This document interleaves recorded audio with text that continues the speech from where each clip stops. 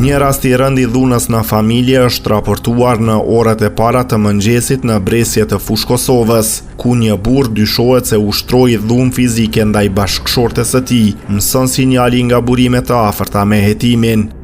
Burimet bëjnë të ditur se i dyshuari në këtë rast është EA 50 vjeç, ndërsa viktim figuron ASH 44 vjeç.